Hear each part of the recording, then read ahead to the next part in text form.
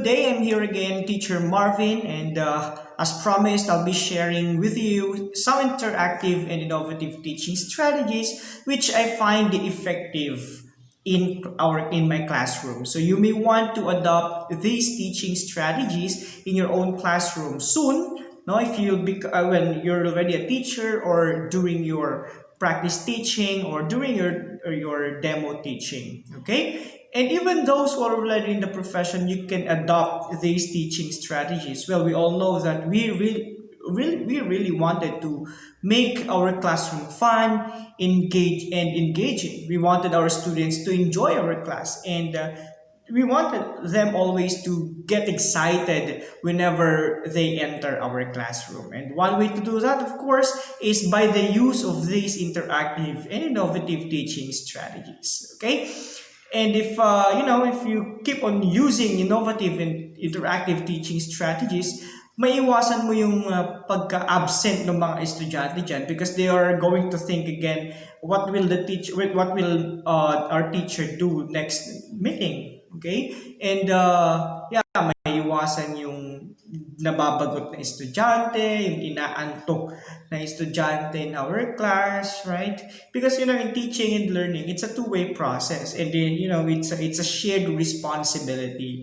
Baka nagrereklamo tayo, estudyante natin hindi naman nakikinig. Well, probably we have to reflect on our own teaching strategy. Baka naman kasi nakakaantok yung ating teaching strategy. So, it's time, guys, na kailangan pa natin i-enhance, improve ang ating teaching. So we have to remember and take note of these teaching strategies. So what I will be sharing to you are not strategies which I've made, okay? I also learned these strategies. So I'll be sharing you the book, actually. So ito po yung book na ginagamit ko. No? Marami akong na-adapt na teaching strategies here. This was written by Dr. Borabo, yan, Dr. Milagros and Heidi Grace Borabo. Yan, may mga iba't ibang books po yan, actually, from 1 to 6. And you can buy this in bookstore, no?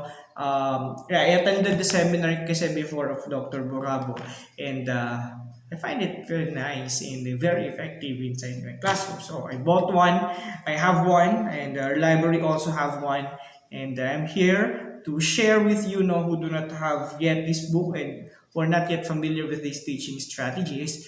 Just keep on listening, take down notes, and you're free to adopt also these interactive and innovative teaching strategies. So let's start, guys. What are these teaching strategies that we can use inside the classroom? First that I wanted to share with you is the hot seat.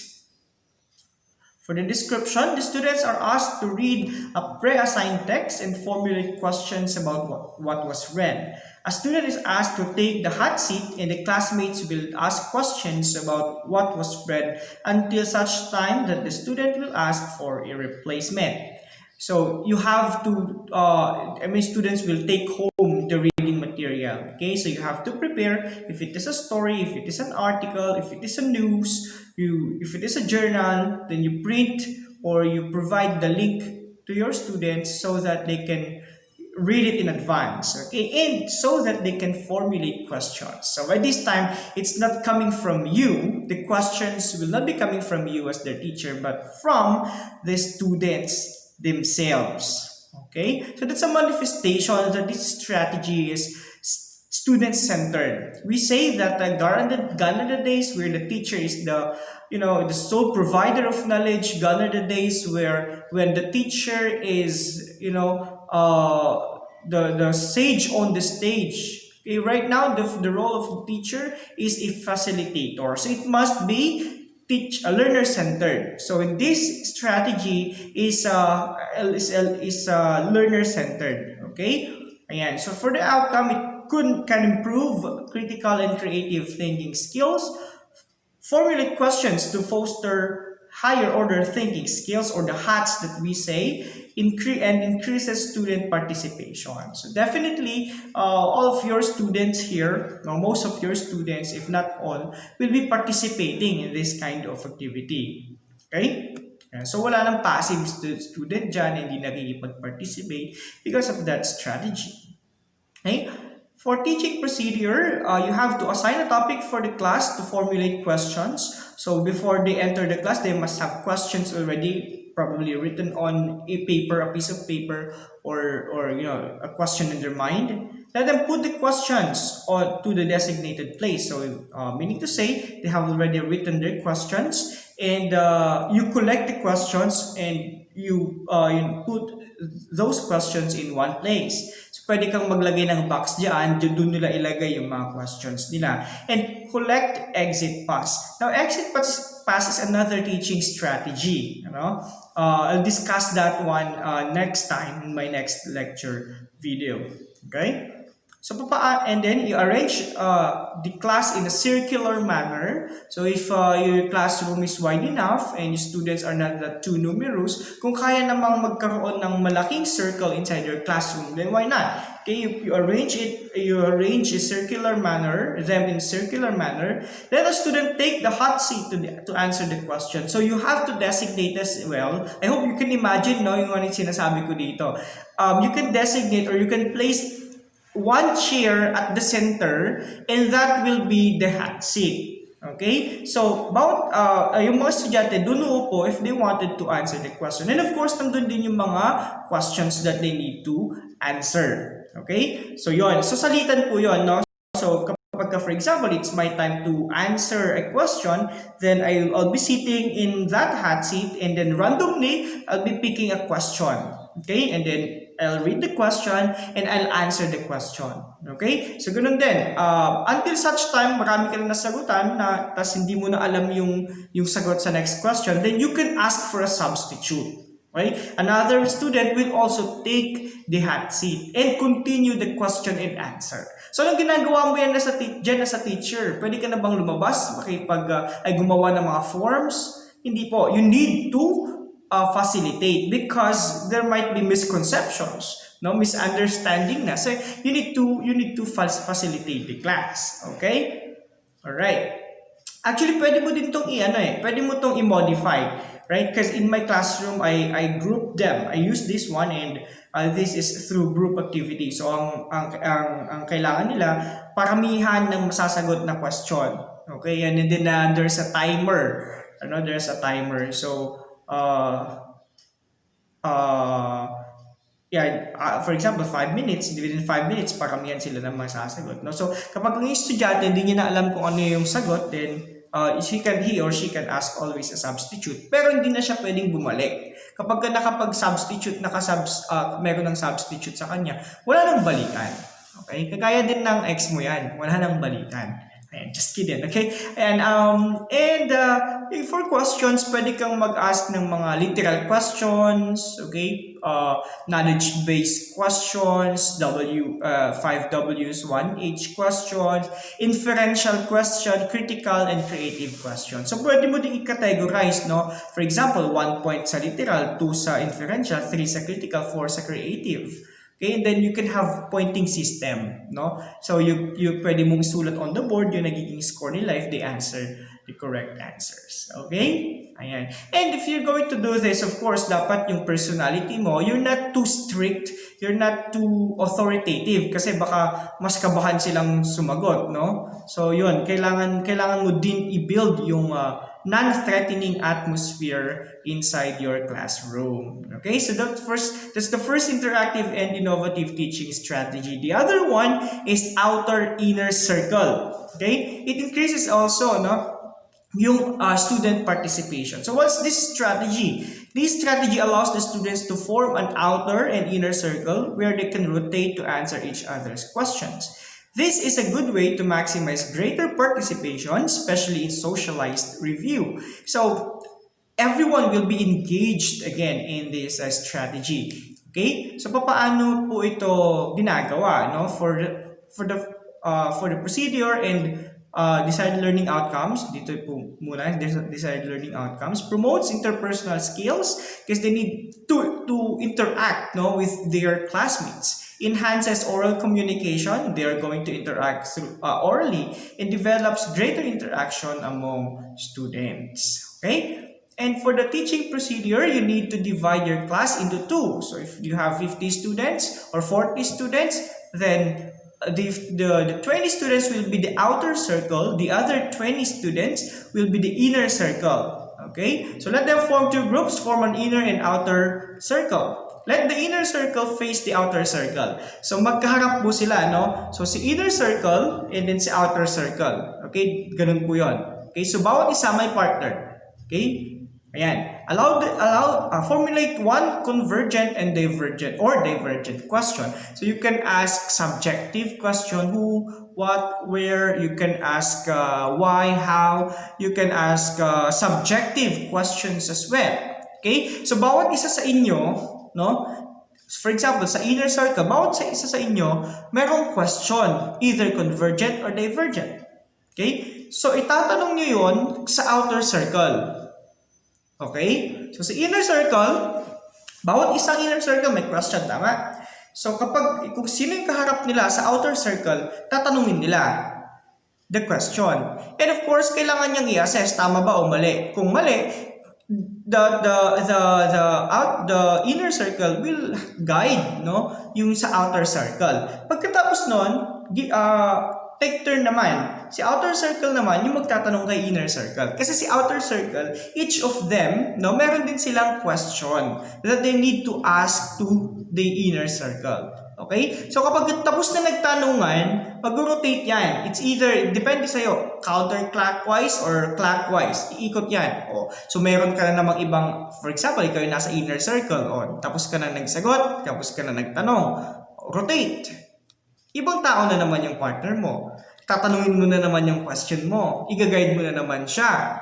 Pagkatapos, tatanungin ka niya. Ibang partner naman, another question yon, diba? So, question and answer siya. Until such time na matanong mo lahat, no, na nasa outer circle.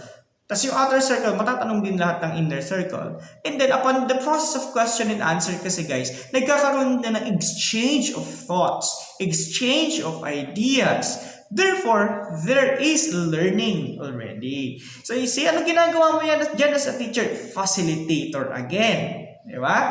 So, hindi naiwasan natin yung pagiging traditional role ng teacher na kay teacher lang nanggagaling lahat. Right? So, you can do this one. Alright? Ayan. Another is novelty. Kindly take note of that. Novelty. This strategy allows the teacher to perform or act out real personalities, characters in class. So, for storytelling or any other lesson na pwede mong incorporate sa novelty, then you have to prepare for that. Kasi, mind you, may binabagayan po ito. Kapag ikaw yung klase ng teacher na nahihiya, right? Na, shy type, okay, hindi magaling sa acting, probably hindi ka babagayan ng strategy nito. Pero this is very much effective sa mga teachers na kayang i-execute, kayang gumaya ng personality, kayang mag-acting, and this is very effective sa mga elementary classes. Okay? Doon po siya masyadong effective kasi makikita yung estudyante, may engage yung estudyante, may enjoy yung mga pupils mo, yung lesson mo, and so on and so forth. Okay? And at the same time, yung estudyante mo, they need to act as well. Hindi lang ikaw yung magiging actor or actress dito. Paano ito magagawa? Tignan muna natin yung desired learning outcomes. It promotes creativity, increases focus and attention of students. Siyempre, makikita nila, si teacher nag-act. Diba? Attention kagad is nandoon. Procedure allows students to present ideas in unique ways. Pagkatapos mo mag-present ng lesson, you could also let your students do that. Okay? They may use headdress, costume, or employ a different way of presenting a lesson. So kapag gagawin mo siya today, dapat kahapon pa, nasabi mo na kung anong bring nila. Okay, this is the lesson. Presentation will be tomorrow.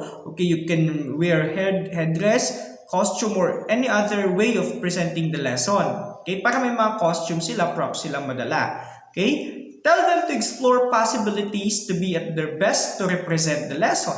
One may be a carpenter, fisherman, fireman, or the other personality of the concepts, topics discussed in the class. So, pwede silang mag-act out as a carpenter, as a fisherman, and other professionals and other characters, even fictional characters. They can imitate them.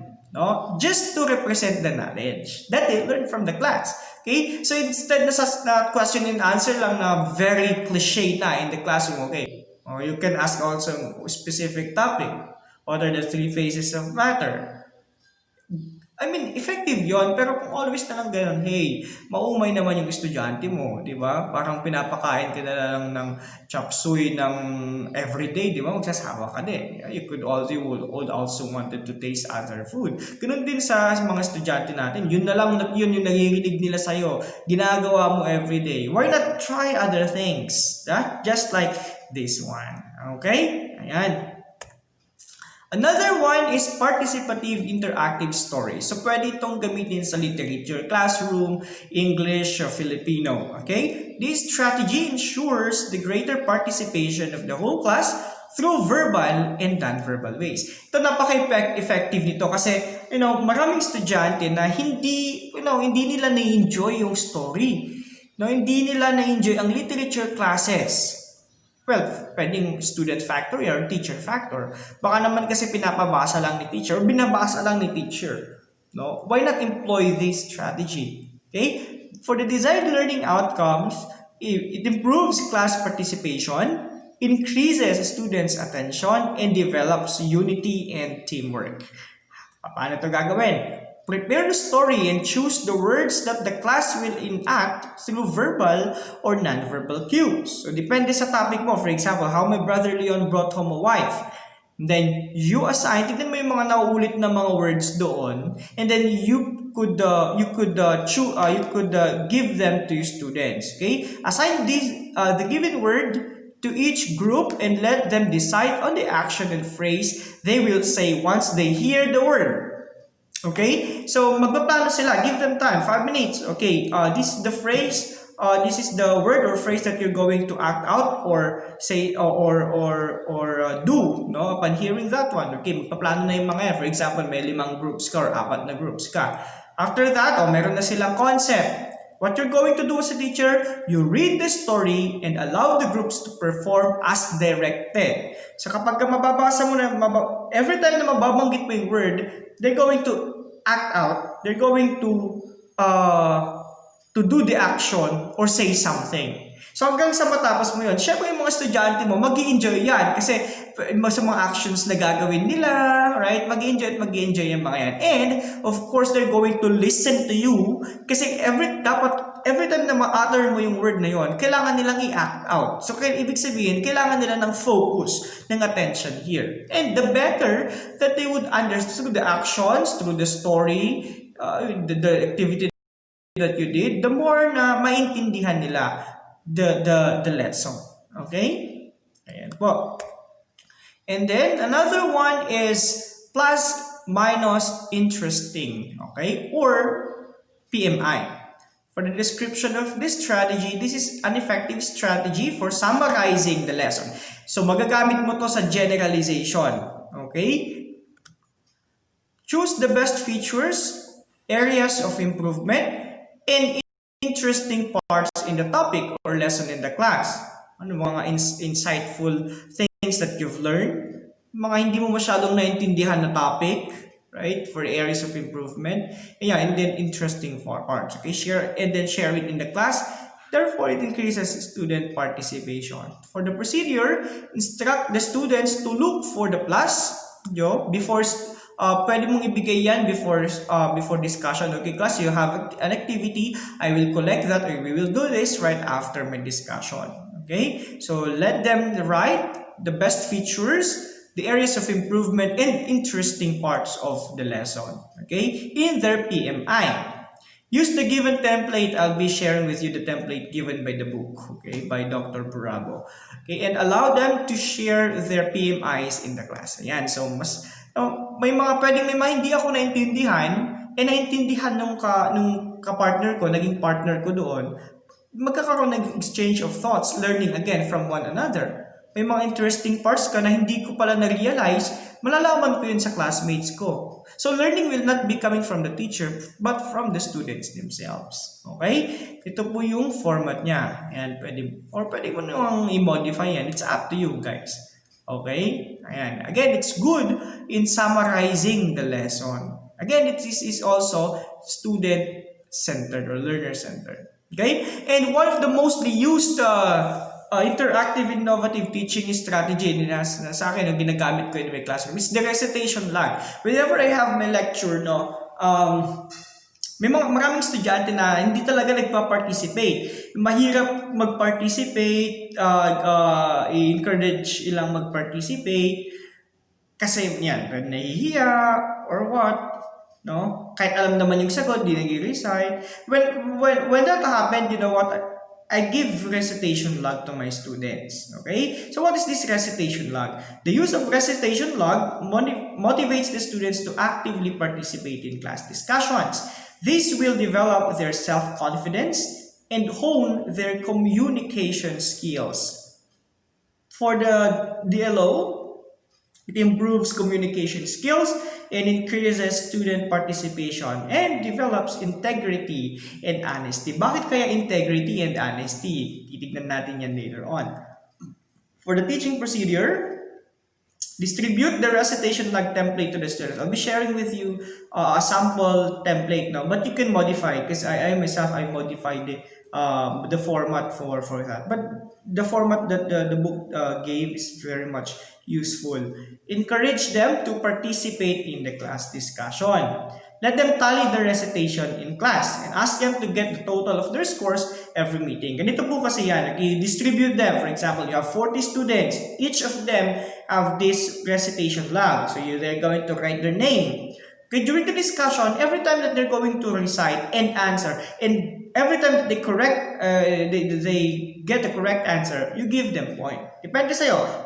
Madaling question 1, medyo mahirap 2, mahirap 3, depende sa'yo, okay? Ayan. But, make sure na magbibigay ka lang ng point kapag ka talagang tama niya at talagang yung question hindi ganun naman napakadali, no? Okay. And then, i-weigh mo yung question mo, kung 2 yan, kung 3 yan. Kasi kapag kahit mali, walang connection yung sagot niya, hindi naman pwedeng bigyan mo ng point. Kasi kung ganun, recite na lang sila ng recite kahit wala ng connection. Kahit wala ng connection sa sagot, sa tanong, kahit hindi na talaga nila sasagot. Ganun yung mangyayari dyan. So make sure na bigyan mo lang ng point kapag talagang tama yung sagot. But you can encourage your students. You're closer to that. I think your answer is near to what I wanted to hear. Okay, I'll give you more time to figure it out. Okay, once to try. Diba? Pwede mong i-encourage ng ganon. Okay? Alright. Para hindi naman mapahiya yung bata. Wala akong point. No? Alright. Ganun po. Pero wag mong bibigyan pa ng point. Wala pa yung yung sagot. Ganun po yun. Okay? Ayan. So, my honesty and integrity kasi, you know, sila magtatali, sila magtitik kapag naka-recite sila, lalagay nila ng score, tapos sila mismo magdo-total, tapos sasabit nila. Ikaw naman na teacher, alam mo naman, of course, who are the students who really recite often. Okay? And then you're going to reflect on the papers that they have. Okay? But the other day, pag gagamitin mo ulit si recitation log, it could be na mag-rotate yung papel. So instead na ako yung magsusulat ng point ko, yung katabi ko naman ngayon yung magpo-point. Every time na mag-recite ako, maglalagay siya ng tick. Okay? Tapos magsisign silang dalawa. Okay? Bining kapag may mali doon sa number na yon, mananagot din, hindi naman sa mananagot, pero sagutin yan nung nag-tick sa kanya. Kaya kailangan na meron yung integrity and honesty. Iniikot kasi yung papel mo. Syempre, ikaw naman, verify mo kung nag-match ba yung tally mo sa tally ng classmate mo sa yung recitation log. Ayan, okay? And then, mind you, this is very effective. You can use this also in your class. Okay? And forced relationship, another one. Reciprocal questioning promotes the development of higher order thinking skills and proficiency. The student reads a part of the text and formulates a question based on what he or she has read and ask a classmate to answer questions. Parang chain yan no? So, babasa, for example, babasahin ko yung first paragraph. And from that, I'll be asking a question, probably for the sake of understanding. And then I'll point somebody in my class who will answer my question. And then kapag nasagot niya, siya naman yung magbabasa the next paragraph, and I'll be asking a question, and also have a power to point someone. So kapag ganun yung mangyayari, guys, mas magfo-focus ka sa binabasa niya. Dapat alam mo, kasi hindi mo alam kung alam mo yung sagot, dapat alam mo yung magiging sagot, kasi hindi mo alam kung ikaw mismo yung susunod ng sasagot.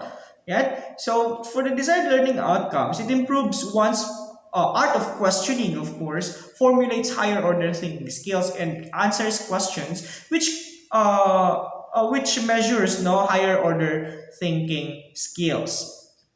Okay, so assign a text, call a student to read the paragraph, and then formulate the question, and then mag-cycle na yon. Ganun po yun, forced relationship. Okay?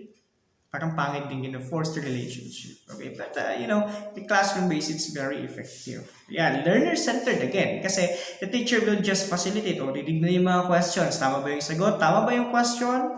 Okay, and then, ayun, so on and so forth. Alright? Okay.